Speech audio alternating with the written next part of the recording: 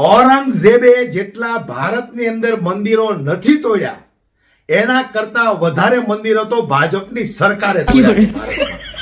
તો આપણે આજે ઔરંગઝેબને એક એવી નજરથી જોઈએ કે આ આપણા અખંડ ભારતનો આ દુશ્મન છે.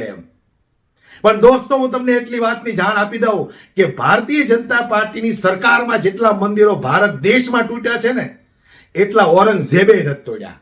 છતાંય અંધભક્તો, ગોબર ભક્તો એમ કે છે કે અમારા આકા હિન્દુત્વની સરકાર છે, અખંડ ભારત બનાવીશું.